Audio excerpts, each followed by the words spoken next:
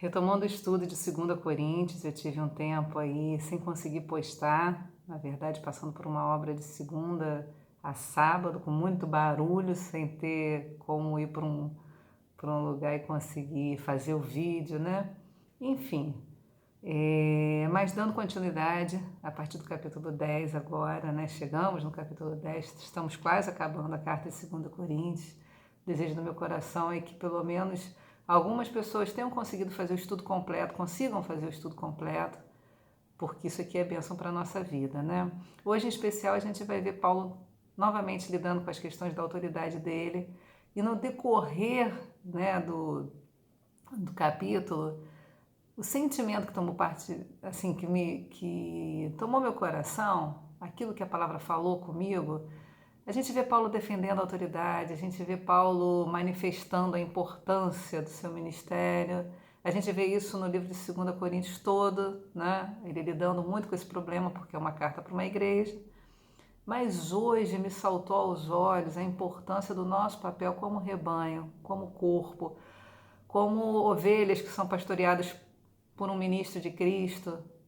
E porque muitas vezes, diante de uma demanda pessoal nossa, de uma necessidade pessoal, a gente perde essa visão de corpo e a gente perde a noção do nosso papel de ovelha, que não é um papel passivo. Às vezes a gente acha, principalmente numa igreja grande, que somos mais um ali, né? E que a engrenagem vai continuar funcionando e vai, mas a importância do rebanho, esse posicionamento maduro, essa chamada a olhar para o corpo antes de olhar para as suas necessidades pessoais, isso falou muito alto comigo hoje, estudando esse capítulo.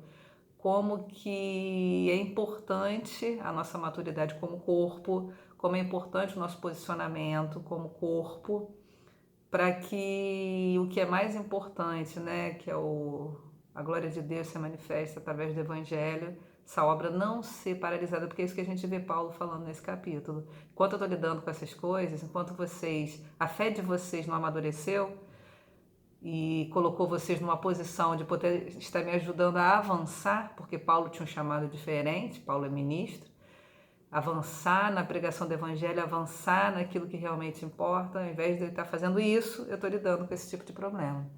E isso falou muito comigo. Então vamos entrar no capítulo, ver versículo a versículo, pedir para que o Espírito Santo de Deus sempre incline o nosso coração à vontade dele. A palavra de Deus, ela sempre tem que trazer na gente esse desejo de mudança, esse desejo de reconhecer falha, de querer que essas verdades que a gente lê se manifestem poderosamente na nossa vida. Então não é o estudo pelo estudo, não é o saber pelo saber, é o saber para que, então, a gente se submeta a essas coisas, para que essas coisas se tornem realidades na nossa vida, que a gente experimente daquilo que a gente está estudando. Esse é o objetivo do estudo, né? Não é saber para saber, é saber para que então a gente tenha acesso a caminhos que a gente nem sabia que precisava percorrer, né? Então vamos lá. Versículo 1. Eu, Paulo, pela mansidão e pela bondade de Cristo, apelo para vocês. Eu que sou humilde quando estou face a face com vocês, mas audaz quando ausente. Aqui é uma ironia, né? Mais uma acusação da igreja de que Paulo, pelas cartas, era muito duro, muito audaz, e que pessoalmente ele era muito humilde, como se palavra e ato não se correspondessem, né? Então ele vai dizer, olha, eu tenho uma mansidão e uma bondade, ó, pela mansidão e pela bondade de Cristo, essa mansidão e a bondade que eu aprendi de Cristo, estou falando para vocês o seguinte, ó, vocês estão me fazendo outra acusação que não é legítima. Então eu estou vindo com brandura falar com vocês. Ele percorre primeiro esse caminho da brandura, né? É o caminho positivo. Calvino vai dizer que na exortação, na condução, seja gente, né, ministro, seja líder, seja no papel de alguém que foi procurado para aconselhar, o primeiro chamado é esse chamado à brandura, é o chamado positivo, né? Uma obediência que vem de um discernimento que então você apresenta a pessoa, o Espírito inclina o coração daquela pessoa e através da brandura, através da palavra, daquilo que o Espírito manifesta, a pessoa se convence e obedece. E o aspecto negativo é quando não há obediência, você tem que punir a desobediência, né? Então ele está falando aqui, olha, eu estou indo pelo caminho primeiro da brandura e da mansidão, da bondade e da mansidão que eu aprendi com Cristo. Aí ele vai falar no 2. Rogo a vocês que quando estiver presente, não me obriguem a agir com audácia, tal como penso que eu ousarei fazer para com alguns que acham que procedemos segundo os padrões humanos. E está dizendo aqui, olha, eu não sou uma pessoa incoerente, ele já teve que dizer isso anteriormente. Eu não sou uma pessoa incoerente que, através de carta, me apresento de uma forma e pessoalmente de outra. Eu faço aquilo que é necessário quando necessário. Se eu tiver que diante de vocês ser duro, eu serei. Mas eu estou, pela bondade, pela mansidão de Cristo, pedindo a vocês que isso não seja necessário. É esse apelo que ele está fazendo, o apelo positivo, o apelo que vem de um coração, né, que já recebeu, né, de uma vida que já recebeu o Espírito Santo e que reconhece esse chamado à obediência, né, que quando ouve, que pode estar no caminho, né, da desobediência, seja por ignorância ou por vontade, mas que quando ouve o chamado à obediência, quando, né, aquele que tem autoridade, seja um discipulador, seja um professor de escola dominical, seja o próprio pastor, seja um líder de célula, seja um amigo que você, como eu disse, foi procurar conselho, quando essa autoridade, né, do Espírito se manifesta através da boca de um irmão, seja de que posição for, e você reconhece como voz do Espírito, você prontamente se inclina à obediência. Esse é o chamado que Paulo está fazendo primeiro. Olha, não me obriguem a ir diante de vocês com a mesma dureza que eu precisei usar nas cartas. Tenham sabedoria, respondam logo ao meu chamado à obediência. Tenham um coração inclinado, sejam humildes. E aí ele vai falar, olha, com alguns que acham que procedemos segundo os padrões humanos. De novo, a mesma questão que Paulo precisa ficar lidando, do estereótipo, né? Daquilo que as pessoas procuram de externo. E Paulo está falando, olha, nós não agimos de acordo com a sabedoria humana, ele fala muito disso em 1 Coríntios, muito. Ele vai dizer, as nossas armas são outras, ele vai dizer aqui no versículo 3, ó, pois embora vivamos como homens, claro, somos homens, ele também já disse isso, habitamos em tabernáculos, estamos aguardando, né, a libertação do corpo, estamos aguardando a libertação do corpo pecaminoso para então recebermos o corpo glorioso. Aqui a gente está encerrado em várias limitações. Aqui eu habito como um homem. Ele fala em várias cartas dele sobre essa limitação do corpo, dessa natureza humana, carnal, nesse sentido de humana, né? E aí ele vai dizer, ó, pois embora vivamos como homens, não lutamos segundo os padrões humanos. A nossa forma de pensar, a nossa forma de agir, ainda que sejamos homens, é regulada por outro padrão, que é o padrão divino, é o padrão do Espírito Santo que habita na gente, nele, aqui no caso Paulo, que habita em nós e que deve regular a nossa vida. Qual é o padrão que a gente vive? Não é de acordo com o pensamento humano comum, é de acordo com aquilo que o Espírito Santo vem produzindo e revelando para a gente. Conforme a gente vai avançando na caminhada cristã, conforme nós vamos recebendo as revelações do Espírito, a obra do Espírito vai se dando na nossa vida, menos humanos no sentido de pensamento, de forma de ver a vida, de padrão a seguir, a gente vai se tornando. E mais com essas armas, vou ler aqui o versículo todo, né? Pois embora vivamos como homens, não lutamos segundo os padrões humanos. As armas com as quais lutamos não são humanas, porque a nossa guerra não é uma guerra neste nível do debaixo do sol somente, só debaixo do sol em que sentido? Daquilo que eu vejo e percebo com os olhos, né? Aquilo que a minha natureza humana consegue perceber, essa natureza humana limitada consegue perceber, não. A nossa luta é com coisas que eu não vejo, com coisas que eu não entendo plenamente. as nossas lutas são espirituais. Essa fraqueza que se manifesta no corpo, ela também tem ligação com o nosso espírito. Então, assim, é esse entendimento de que é mais do que o padrão humano, é mais do que aquilo que eu vejo, que eu sou composta, sou feita de algo maior e que a luta, então, é levada para outro patamar, um patamar muito mais elevado, no sentido de que é uma guerra muito mais difícil, né? Então, para essa guerra mais difícil, as armas não são humanas, as armas são espirituais. Vou repetir o versículo 4. As armas com as quais lutamos não são humanas, ao contrário, são poderosas em Deus para destruir fortalezas. Porque fortaleza aqui a gente tem que entender que não são fortalezas diante de Deus. Porque o que é forte o suficiente diante de Deus? Absolutamente nada. Não existem fortalezas para Deus. Mas as fortalezas contra as quais nós lutamos, aquilo que se levanta diante de nós, né, como obstáculo, como resistência, como oposição,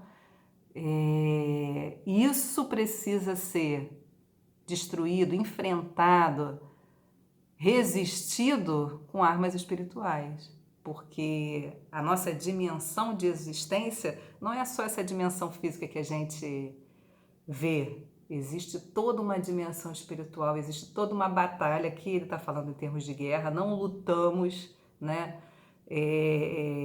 A gente vive numa luta, né?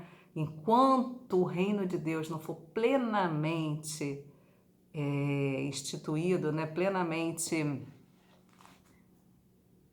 não existir plenamente, enquanto isto não acontecer, essa nossa natureza carnal e as obras e toda oposição de Satanás serão muito sentidas por nós o tempo inteiro. Então esse universo espiritual, que se a gente se distrai, a gente esquece que ele existe, esse universo de batalha, de guerra, de que há sempre uma oposição para que a gente se alinhe à vontade de Deus, para que a gente queira andar com Deus, para que a gente queira obedecer, todas essas oposições, todas essas coisas que guerreiam contra a nossa dimensão espiritual, esse discernimento de quem eu sou, da salvação, do que Cristo me deu através da cruz, toda essa luta para que a gente conquiste aquilo que Jesus já nos trouxe, toda essa luta é espiritual, que reverbera na nossa vida comum, mas é uma luta espiritual. Cristo, quando nos tirou das trevas para a luz, ele nos tirou nesse universo espiritual. O nosso espírito estava morto e então ele ressuscita, vivifica esse espírito. E esse espírito que vivia nas trevas, não tendo entendimento, não tendo olho que não vê, tendo ouvido que não ouvia, esse espírito vivifica e então essa dimensão de vida é muito ampliada. Ela se torna muito maior. É uma dimensão de vida em que tudo que eu faço conta, porque eu entendo que Deus tem prazer em mim. Uma amiga me mandou recentemente um podcast do John Piper, que foi assim, foi um presente ter ouvido aquela palavra. Ele dizia sobre a questão de sermos servos e filhos. E uma pessoa tinha perguntado sobre essa questão de filiação e de escravidão, porque que muitas vezes nós que somos filhos nos sentimos escravos. E ele passou por aquela passagem que a gente repete muito, de que as nossas obras diante de Deus são trapos de imundícia, no sentido de querer mostrar que não há nada nosso que se compare a Deus, não há nada que a gente possa, que venha da gente, natureza humana, que possa agradar a Deus, não há nada fruto daquilo que a gente faz que possa inclinar ou não o coração de Deus a nosso favor. Mas aí um detalhe muito importante, é essa consciência espiritual que a gente não pode perder e que como ela reverbera na vida comum. Ele disse o seguinte, que esse versículo, esse texto se aplica ao homem natural. Agora, o homem que recebeu o Espírito de Deus, cujo Espírito de Deus habita nele, cuja salvação de Cristo, né, permitiu essa habitação, cujo governo do reino de Deus atua sobre a vida dele e que há uma obra de Deus sendo feita nele, este homem não pode dizer isso, porque todo fruto que vem de uma vida governada pelo Espírito, guiada pelo Espírito, é fruto de Deus na vida dessa pessoa. E aí sim, esses frutos são aceitáveis a Deus, porque foi para isso que Ele nos chamou, para boas obras. Então que a gente não devia mais dizer que aquilo que é fruto da obra de Deus na nossa vida é trapo de imundícia. Não é, porque é fruto da obra de Deus. Então a gente tem sim o que oferecer a Deus, tem que desejar oferecer a Deus e tem que se alegrar, porque é manifestação desse governo de Deus na nossa vida. Esse governo de Deus se manifesta através das obras dele na nossa vida, que é o que a gente chama de fruto do Espírito. E esses frutos do Espírito são aceitáveis a Deus. É para isso, ele quer que a gente produza muito, sim. E isso mudou assim uma perspectiva nesse sentido de que tudo que eu faço importa. Eclesiastes já tinha me dado essa perspectiva. Mas essa fala do Piper foi assim, um bálsamo sobre a minha vida, porque mais uma vez esse chamado a entender que tudo que eu faço conta. Por que a gente precisa buscar ser direcionado pelo Espírito para que seja fruto, para que isso então a gente ofereça ao Senhor? Porque sim, a gente tem o que oferecer, Ele nos chamou, é uma relação. Lógico que Deus é supremo, glorioso, santo, Deus é incomparável, mas Ele nos chamou para sermos filhos dele. E o Piper fala do texto, né? Olha, o filho sabe o que passa no coração do pai. Então, assim, esse desejo de entender o que se passa no coração do nosso pai e querer agradá-lo, sim. Frutos de obediência, frutos de amor, frutos de alegria, os frutos do Espírito. A gente precisa buscar, a gente precisa querer, porque isso qualifica a nossa vida e, principalmente, ofertar. A gente tem o que ofertar ao Deus que nos salvou. São as obras dele na nossa vida para que a glória dele se manifeste. Enfim, essa é a dimensão espiritual. Versículo 5. Destruímos argumentos e toda pretensão que se levanta contra o conhecimento de Deus e levamos cativo todo pensamento para torná-lo obediente a Cristo. Então é esse esvaziamento de pensamento humano, esse esvaziamento de preceito humano, de juízo humano, que a gente precisa ofertar então uma mente vazia para que essa dimensão espiritual, esse governo espiritual, então consolide essas leis na nossa cabeça. E a partir de então a gente enxergue, pense, sinta de acordo com esse governo. É aqui essa chamada de Paulo. Versículo 6. Estaremos prontos para punir todo ato de desobediência, uma vez estando completa a obediência de vocês. Então, o caminho primeiro foi o chamado a uma humildade, uma mansidão, uma bondade que ele aprendeu com Cristo, mostrando a importância dessa obediência, mostrando o porquê desse chamado a entender que as pessoas não podiam ficar julgando Paulo pela aparência. A excelência de Paulo não estava na aparência dele. A excelência de Paulo era a excelência espiritual. E aí, por quê? Ele falou aqui, ó, é para que vocês, então, para que seja completada a obediência de vocês. Caso contrário, nós vamos ter que agir com dureza. Estaremos prontos para punir todo ato de desobediência. Então, é um caminho aqui que Paulo também nos ensina de como lidar com a desobediência. Um chamado primeiro, porque aquele que tem o Espírito do Senhor, a gente tem acesso a essa pessoa. Quantas vezes eu tive experiência com os meus filhos, eu sempre lembro disso, me emociono, de às vezes falar uma coisa com eles, aquilo não entrar na cabeça, assim, de imediato, porque tem a dureza do coração. Mas ver como depois o Espírito vai lá e inclina o coração. Isso é consolo para a gente, aquilo que a gente não consegue às vezes traduzir, porque às vezes somos duros demais, arrogantes demais. Num lugar de paz, o Espírito vai lá e toca.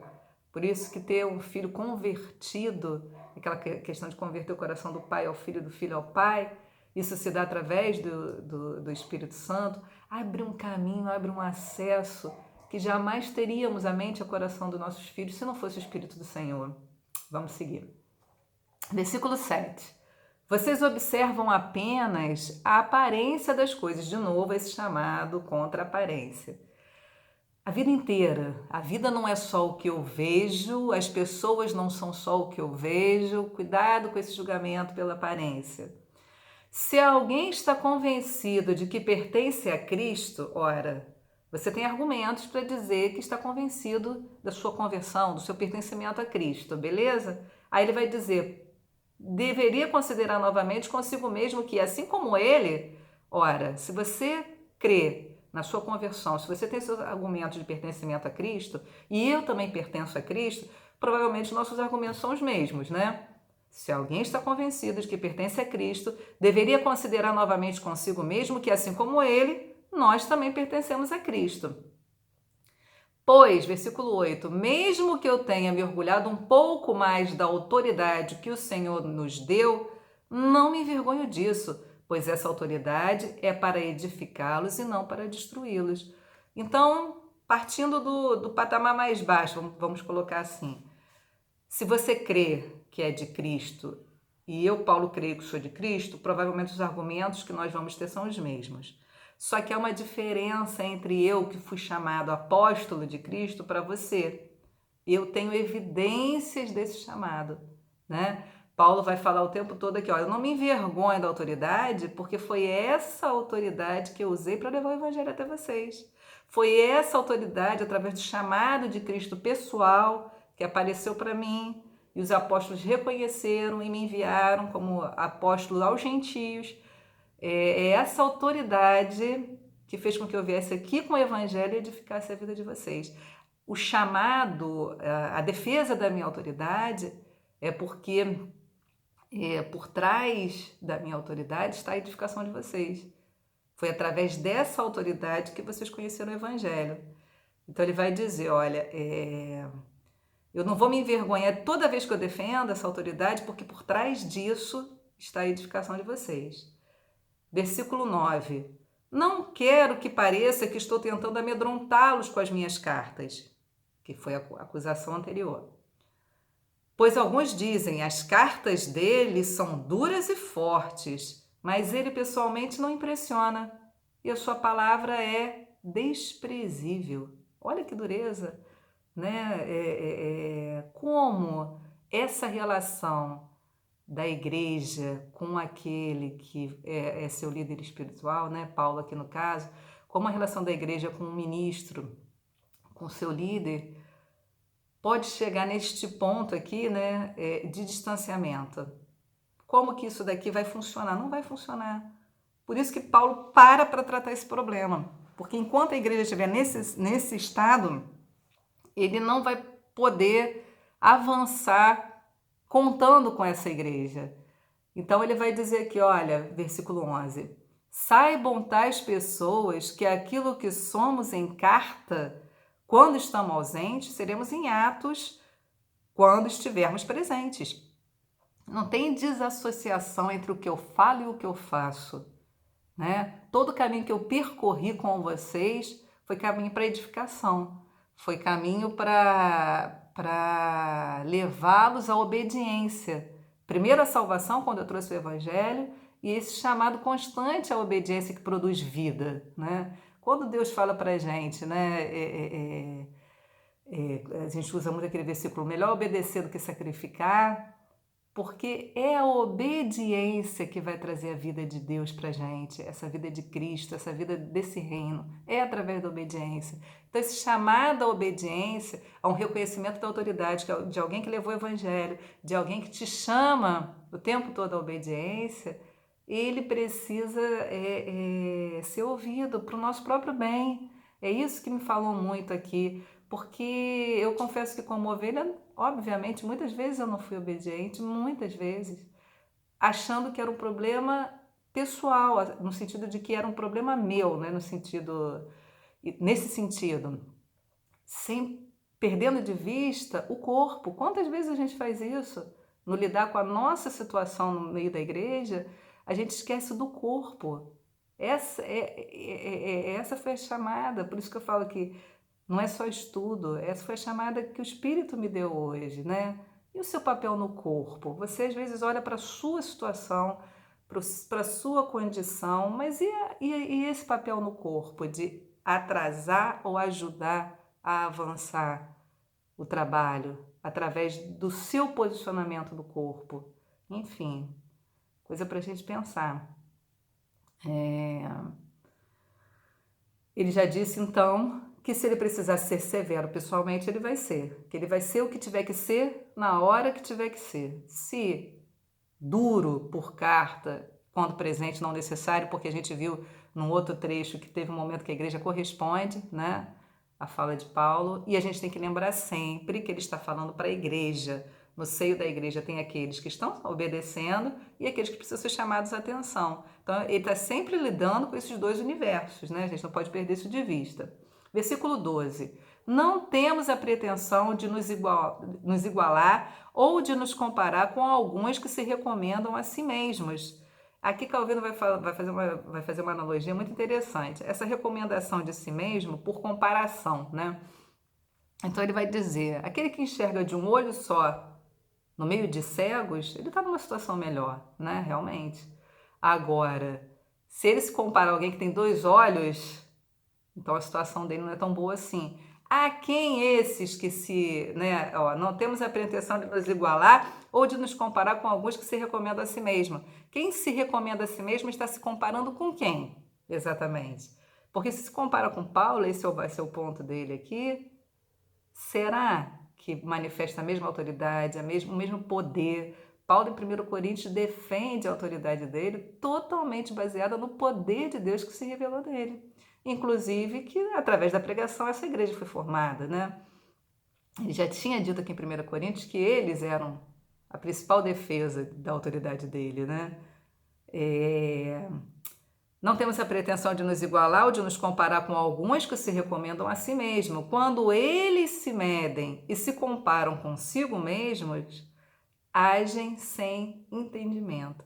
E aqui fica um alerta, porque a comparação com a gente mesma vai ser regulado por uma estima que também varia muito. E aí aqui a gente pode também usar esse trecho para falar que tem dias que a gente está muito bem e pensa, não, eu sou uma boa pessoa, eu sou uma boa cristã, as obras de Deus se revelam na minha vida, Deus se agrada de mim. No outro dia eu estou assim totalmente, sabe, meu coração é duro, como é que eu pude pensar tal coisa, o espírito não é forte em mim, eu sou fraca. Então, esse tipo de comparação com a gente mesmo é extremamente perigoso, né? A gente, ele vai dizer adiante, com que a gente, né? Como que a gente vai então se julgar? Ele vai dizer, não se comparem consigo mesmos. Nesse ponto aqui primeiro da carta, porque se você num universo de pessoas que estão aquém, você se compara e se acha além, isso é perigoso, porque se vem o outro como Paulo, com a autoridade de Paulo, com o chamado de Paulo, com o reconhecimento que Paulo tinha até mesmo entre os apóstolos, e você se compara a Paulo, a coisa já vai ficar esquisita. E trazendo para a gente aqui, para o dia a dia da gente, para a nossa vida, né, para a construção, para a edificação da nossa vida, esse comparativo nosso também é perigoso, porque nós não somos pessoas constantes, né? Então a gente tem que ter algo de fora que balize essa comparação. E ele vai dizer aqui adiante, versículo 14. Não estamos indo longe demais em nosso orgulho, como seria se não tivéssemos chegado até vocês, pois chegamos a vocês com o evangelho de Cristo. Tudo gira em torno da defesa do evangelho. O que Paulo está fazendo aqui com esta igreja é mostrar que, primeiro, quando ele trouxe o evangelho, quando ele chegou até essas pessoas, ele não chegou de mão vazia, ele trouxe a coisa mais preciosa que essas pessoas poderiam receber. através da sua pregação, do poder que havia na sua pregação, o Espírito se manifestou, essas pessoas se converteram, a igreja foi formada, né? E essa igreja formada através da pregação de Paulo, do ministério de Paulo, começa a ter uma relação, alguns, né? A gente sempre tem que entender que é alguns, não é da igreja toda, mas que fazia, alguns que requisitavam toda essa defesa, porque aquela coisa, né? O fermento leveda toda a massa. Então, é o pequeno pecado ali de desobediência, de insubordinação que vai contaminando tudo. Então, Paulo está falando, olha, eu cheguei até vocês com a pérola preciosa, com o tesouro de grande valor. Eu cheguei até vocês com o evangelho. E eu vou me orgulhar disso, é o que o Piper fala, né? Como não se orgulhar de ter sido portador de boas novas? Como não se orgulhar de ver gente se convertendo a Cristo? Se orgulhar em que sentido? Vou seguir aqui. Versículo 15. Da mesma forma, não vamos além de nossos limites, gloriando-nos de trabalhos que outros fizeram. Nossa esperança é que, à medida que for crescendo a fé que vocês têm, nossa atuação entre vocês aumente ainda mais. Olha como está relacionada a maturidade da fé com aquilo que se pode fazer no seio da igreja. Por isso que isso me tocou muito, de que às vezes a gente, como ovelhas desobedientes, ovelhas egoístas que somos muitas vezes, a gente atrapalha esse mover de maturidade, esse mover de progresso, né? Esse mover, a igreja fica paralisada, exatamente. A igreja fica parada tratando de questões desse tipo, né? Aí aquilo que eu estava falando anteriormente do comparativo de fora vem agora nesse versículo. Nossa esperança é que, à medida que for crescendo a fé que vocês têm, nossa atuação entre vocês aumente ainda mais, para que possamos pregar o Evangelho nas regiões que estão além de vocês. Olha esse quadro de paralisação. Estou parado aqui, eu quero ir além e quero ir além contando com vocês. Para isso, as coisas precisam estar ajustadas, a fé de vocês tem que estar madura e vocês têm que entender um princípio muito básico que é o que percorre aqui. Não julguem pela aparência. Vocês vêm de um lugar, vocês vivem no meio de um povo de oratória, de um povo intelectual, né? A gente está falando aqui de uma cidade grega. Ok, isso era o que sempre foi antes de vocês receberem essa nova natureza, esse novo entendimento, essa nova mente que eu estou chamando vocês a ter. Agora, com essa nova mente, com esse novo entendimento, preste atenção. Não julguem só pela aparência, é o que percorre aqui o tempo todo. Isso é importante, por quê? Porque vocês estão me julgando pela aparência, a minha autoridade diante de vocês, não é a autoridade de Paulo, mas a autoridade dele diante deles está ficando enfraquecida e essa postura de desobediência está paralisando o avanço. Eu preciso que vocês inclinem o coração com mansidão e bondade, ele falou lá, a minha mansidão e bondade, se precisar com dureza também, para que a gente siga adiante, para que a gente rompa esse ponto da exterioridade, esse ponto, né, tão que pede um discernimento, que pede um olho espiritual que discerne além do que vê, para que a gente avance. Aí ele vai falar, e é o ponto que eu queria chegar. Para que possamos pregar o evangelho nas regiões que estão além de vocês, sem nos vangloriarmos de trabalho já realizado em território de outro. Tudo que Paulo vai dizendo eu não quero pegar nada, eu não quero colher no campo de outro, não é isso. Mas a gente tem uma obra a ser realizada. Essa obra a ser realizada depende de que vocês estejam posicionados, lembra da batalha que é espiritual? Vocês precisam estar posicionados firmemente, com essa mente cativa a Cristo, entendendo as coisas, para que a gente prossiga. E aí o 17. Contudo, quem se gloriar, glorie-se no Senhor. Então, aquela medida de comparativo, você não vai se comparar consigo mesmo, né? E nem... Porque hora a gente vai querer se comparar, conquistar quem? Isso gera um tipo de coisa, um orgulho, né? um sentimento de que, bom, pelo menos melhor do que aquele eu sou, e nem com que está aí além, porque também vai gerar um sentimento de incapacidade, de inadequação constante, de que, né? Enfim, mas quem se gloriar, glorie-se no Senhor. Que Deus dê glória àquilo que a gente produz, que Deus seja o selo daquilo que a gente faz, que por como? Porque manifesta a glória dele, né? Então, assim, o que Paulo está falando, tudo que eu fiz diante de vocês, toda a minha autoridade, eu posso me gloriar, eu posso dizer que veio de Deus, que é obra dele, porque manifestou a glória dele. A vida de vocês é manifestação da glória de Deus, do poder de Deus. Então, quem é o selo? Qual o selo que a gente deve buscar naquilo que a gente faz? Né? Quem é esse norteador, esse comparativo?